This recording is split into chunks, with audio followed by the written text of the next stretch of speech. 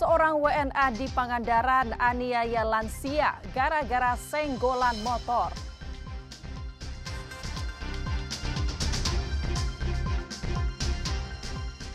Aksi supir tak terpuji buang belasan karung sampah di tempat umum.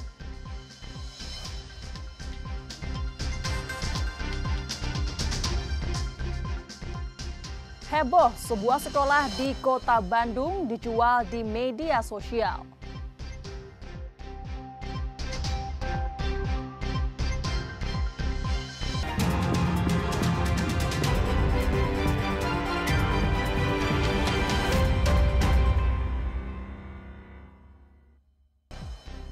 Selamat pagi saudara, selain ketiga informasi utama tadi, kami masih memiliki informasi menarik lainnya. Saya Ninda Destiani akan menemani Anda dengan berita independen terpercaya. Kita simak Kompas Jabar selengkapnya.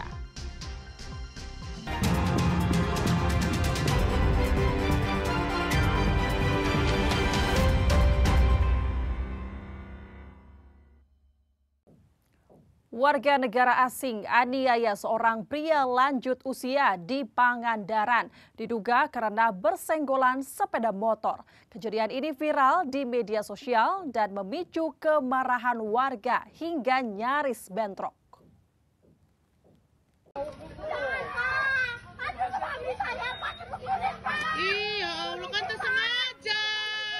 Adu mulut antara warga negara asing dan sejumlah warga lokal di Kidang Pananjung, Kabupaten Pangandaran ini direkam video amatir salah satu warga Minggu 9 Februari 2025.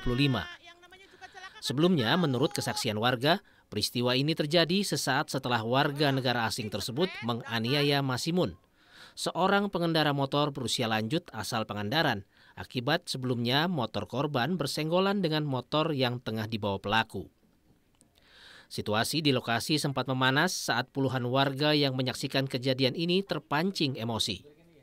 Korban lalu dilarikan ke RSUD Pandega Pangandaran untuk mendapatkan perawatan. Pihak keluarga menolak ajakan damai dan akan melaporkan dugaan penganiayaan oleh WNA tersebut ke Polres Pangandaran. Itu yang bule itu ya, agak ke tengah dikit. Terus ada mobil dari sana, arah lawanan gitulah. Terus suami saya nyenggol setang itu Pak, rubuh bareng, saya juga rubuh. Suami saya mau nulungin anaknya, kalau ditojokin, dijejek pakai kaki, langsung dipukulin terus sampai nggak berdaya, masih dipukulin. Kan nggak ada orang, saya itu berteriak, tolong, terus ada 2 orang ke situ. Terus banyak banget orang langsung, banyak saksinya juga, banyak situ. Peristiwa viral ini terjadi setelah video tersebut diunggah di media sosial. Dede Ibin, Kompas TV, Pangandaran, Jawa Barat. Sejumlah supir angkutan umum di alun-alun Sindang Barang Cianjur melakukan penghadangan terhadap sejumlah mobil pribadi yang diduga menjadi travel tak berizin. Kejadian ini diduga dipicu perselisihan panjang antar sopir angkutan umum dan travel gelap di wilayah Cianjur Selatan.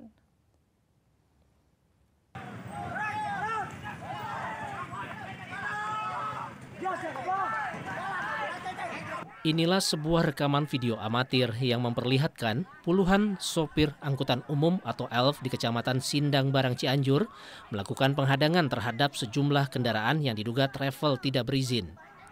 Kejadian ini terjadi merupakan buntut dari keresahan para sopir ELF terhadap maraknya travel gelap yang beroperasi tanpa izin di wilayah tersebut.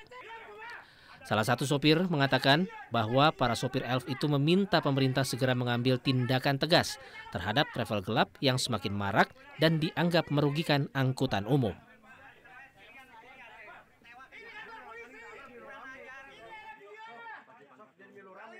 Dan saya harap sini pemerintah punya peran penting, hadir di tengah-tengah masyarakat untuk menangani kami.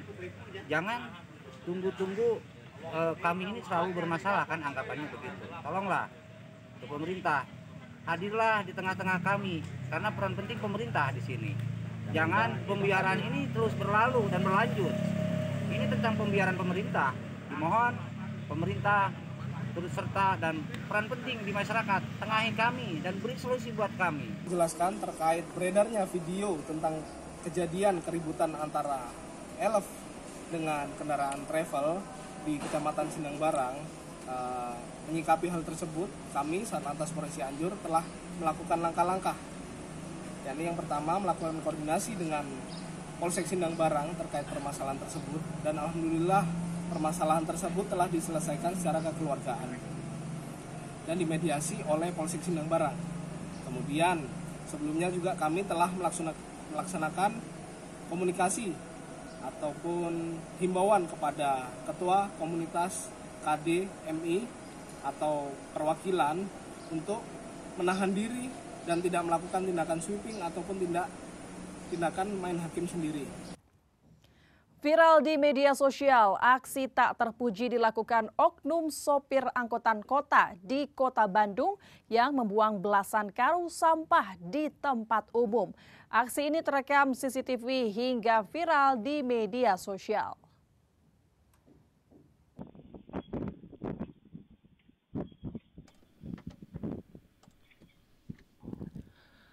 Seperti inilah rekaman CCTV saat oknum supir angkot membuang belasan karung berisi sampah di pinggir jalan Komodor Utara Supadio, Kota Bandung. Nampak pelaku membuang secara terburu-buru dan bahkan saat membuangnya, pelaku sempat melihat situasi agar aksinya tidak terlihat warga. Setelah aksinya terekam CCTV dan viral di media sosial, pihak Kelurahan Hussein langsung mencari keberadaan pelaku untuk diberikan teguran. Namun, sayang, pelaku yang dicari merupakan supir tembak dan belum ditemukan.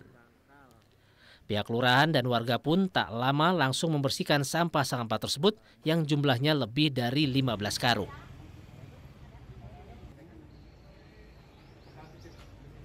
Orang oknum lah, satu angkot menurunkan berangkal lebih dari 15 karung. Dan itu sudah dibersihkan oleh tim padat karya dari Kelurahan Hussein. Diangkut lewat Lalamop, bayar pribadi dari RW 10. Bu, yang membuangnya itu siapa, Bu? Yang buangnya supir angkot, katanya kita udah telusuri, itu supir tembak, supir angkot Ciroyom Bumi Asri. Isi sampahnya apa sih, Bu?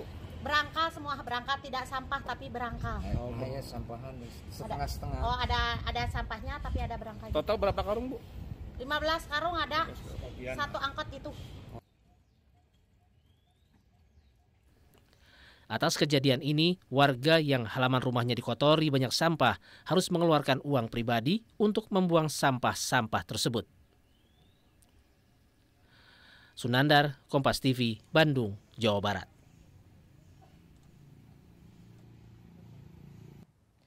Heboh, sebuah sekolah menengah kejuruan swasta di Kota Bandung dijual di media sosial. Pemerintah Provinsi Jawa Barat akan menyelidiki penyebab sekolah tersebut dijual bekerja sama dengan Dinas Pendidikan Jawa Barat.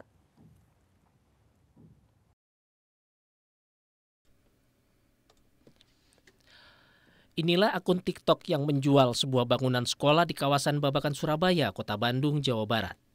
Nampak akun tersebut menjual dengan harga 15 miliar rupiah untuk bangunan sekolah tersebut. Diketahui bangunan tersebut yaitu SMK YP17 Bandung. Bangunan sekolah dengan 300 meter persegi tersebut sudah tidak lagi ada aktivitas mengajar. Di samping itu, dari informasi salah satu mantan pengurus SMK YP17 Bandung, pada tahun lalu sekolah tersebut hanya meluluskan 3 siswa hingga akhirnya tutup dan dijual. Kami akan cek dulu kenapa bisa dijual, apa ada masalah apa dan bagaimana, dan harus jelaskan kenapa, dan juga kami belum terima laporan dari distrik. Nanti distrik juga harusnya melapor kepada kami posisi keuangannya bagaimana. Dijualnya sekolah tersebut menjadi tamparan di tengah dunia pendidikan, di mana pemerintah sedang meningkatkan kualitas pendidikan di Indonesia. Sunandar, Kompas TV, Bandung, Jawa Barat.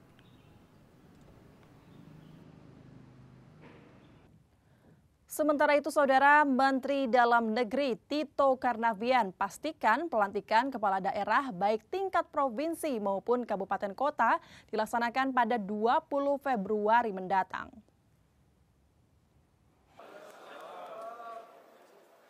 Setelah sempat disebut akan dilakukan pada awal Februari ini, Mendagri pastikan pelantikan kepala daerah hasil Pilkada serentak 2024 akan digelar pada 20 Februari 2025. Akan ada 505 kepala daerah se-Indonesia yang akan dilantik. Para kepala daerah akan dilantik langsung oleh Presiden Prabowo Subianto. Sebelumnya, ada 11 daerah yang bersengketa dalam pilkada tingkat kabupaten dan kota di Jawa Barat. 10 diantaranya dinyatakan gugur oleh MK dan hanya 1 yang berlanjut, yakni Kabupaten Tasikmalaya. Pelantikan udah jelas tanggal 20. Berapa daerah Pak yang akan dilantik Pak nanti Pak? Saya ada 505. 100? 505. Itu nggak ada perubahan Pak tanggal 20 itu Pak? Kemeriahan perayaan Cap Gomeh di Cirebon. Informasinya akan hadir selengkapnya usai jeda. Tetaplah di Kompas Jabar.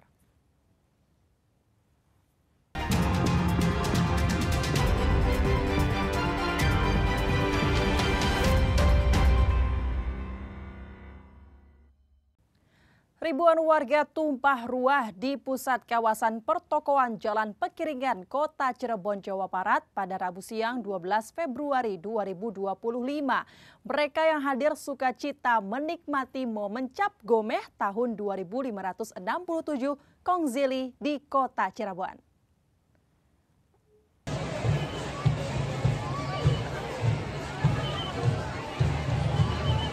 Sejumlah warga memadati ruas Jalan Pekiringan, Kota Cirebon pada Rabu siang 12 Februari 2024. Warga ramai di sisi kanan kiri jalan untuk menyaksikan momen iring-iringan Cap Gomeh. Sukacita warga meledak saat melihat rombongan melintas, iring-iringan diawali 2 patung raksasa, Dewi Kuan Yin dan Dewa Kuan Kong, setinggi 5 meter yang didorong menggunakan kereta roda. Kemeriahan meledak saat warga melihat penampilan sejumlah barongsai yang atraktif. Mereka juga menikmati pasukan berlarian dan hilir mudik membawa 15 joli yang dihias dengan berbagai pernak-pernik. Warga berharap Cap Gomeh pada tahun ular kayu di tahun 2576 Kongzili membawa Indonesia semakin maju dan berkembang pesat. Ya seru banget, alhamdulillah senang. Apa aja tadi yang dilihat Bu? Ada barongsai, ada naga-nagaan, ada patung dewa, ada drum band dari anak SPM, dan ada apa lagi ya? Banyak lah. Itu nunggu dari jam 12 siang karena takutnya rame gitu. Jadi tadi kita bareng keluarga bareng-bareng nontonin dan nunggu-nunggu karena setahun sekali kan ya, kapan lagi Batok Cap Gomeh. Terus gimana kesannya? Seru nggak? Seru, rame gitu, banyak.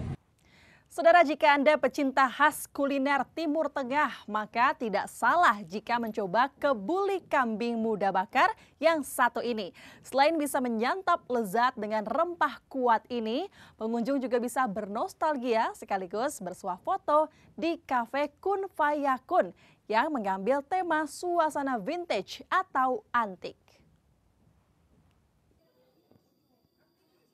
Setiap memasuki jam makan siang, Cafe Kun Fayakun yang terletak di Jalan Kampung Pasir Nangka, Desa Purwamekar, Purwakarta, Jawa Barat, selalu dipadati pengunjung. Dengan makanan yang lezat dan menggugah selera, menjadikan tempat makan ini jadi buruan penikmat kuliner. Khususnya para pecinta makanan bernuansa kuliner Timur Tengah. Adalah nasi kebuli kambing muda bakar yang menjadi menu andalan di tempat ini. Menariknya, saat menunggu makanan disajikan, pengunjung juga bisa melihat-lihat sambil bernostalgia ataupun bersuah foto di Cafe Kun Fayakun yang mengambil tema suasana vintage atau antik. Menurut pengunjung, selain bisa menikmati makanan lezat, mereka juga bisa bersuah foto di lokasi yang menampilkan suasana old school tersebut. Sangat amat membuat kita balik ke masa lalu, jadi kita tahu gitu gimana zaman dulu tuh kayak gini. Dari pakaiannya juga bisa dilihat karena kita kan Gen Z ya, jadi kayak nggak terlalu tahu banget gamenya milenial tuh kayak gimana, jadi kayak kita datang aja ke sini. Sementara untuk menu favorit nasi kebuli kambing muda bakar bisa dijadikan dalam 2 pilihan, yakni porsi piring atau dengan nampan. Soal rasa, pengelola berani menjamin jika rasa rempah dan kambingnya sangat terasa dan nikmat. Jadi saya tuh berpikir saya pengen bikin konsep yang berbeda nih untuk mereka yang datang ke sini bisa bernostalgia gitu. Kalau barang antiknya sendiri didapat dari mana, Pak? Kebetulan mungkin hampir 50% atau lebih ya itu milik pribadi, koleksi dari keluarga lah, beberapa koleksi dari keluarga, selebihnya kita hunting. Paling tua yang mana, Pak? Kalau paling tua kita ada gramafon. Dia produk tahun sekitar 1928. Selain makanan khas Timur Tengah, makanan khas Nusantara pun tersaji di tempat ini. Sehingga yang kurang suka bisa menyantap nasi biasa dengan menu tambahan sate marangi, berbagai jenis sop kambing, ayam, hingga ikan. Henry Irawan, Kompas TV, Purwakarta, Jawa Barat. Informasi olahraga akan hadir usai jeda, tetap bersama kami di Kompas Jabar.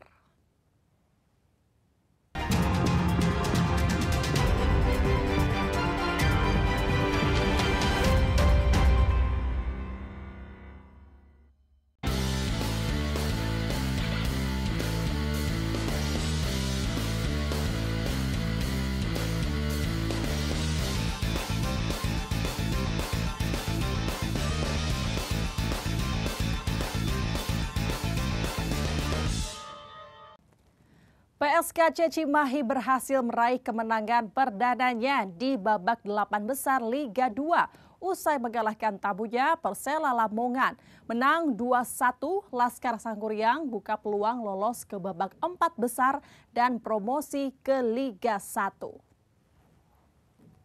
Terupas menuju Kim Do-hyun. Kim Do-hyun umpan diberikan ke tiang kedua dan Bayu Gatra. Laga kelima babak 8 besar Grup Y Liga 2 antara PSKC Cimahi melawan Persela Lamongan dihelat di Stadion Sijalak Harupat Soreang Rabu sore. Satu sundulan dari Cenco yang kita saksikan. Setelah sempat tertekan di awal babak, PSKC berhasil memecah kebuntuan menit ke-18 berkat sundulan Kirsten Cenco. Persela mampu menyamakan skor pada menit ke-39 berkat sundulan Ezekiel Endusel. Gol Hambali Talib menit ke-64 berhasil memastikan kemenangan 2-1 PSKC Cimahi.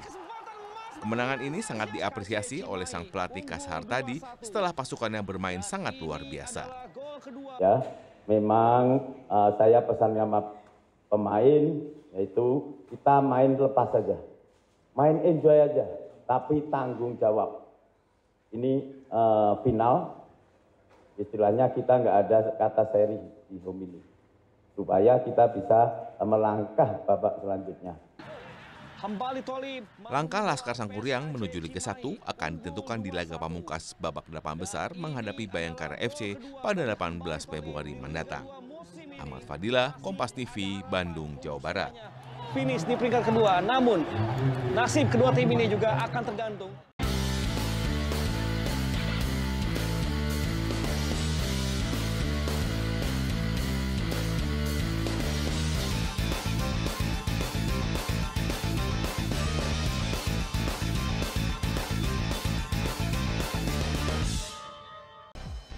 Saudara, dengan berakhirnya informasi tadi sekaligus mengakhiri Kompas Jabar episode hari ini. Saya Ninda Destiani beserta kru yang bertugas mengucapkan terima kasih dan sampai jumpa.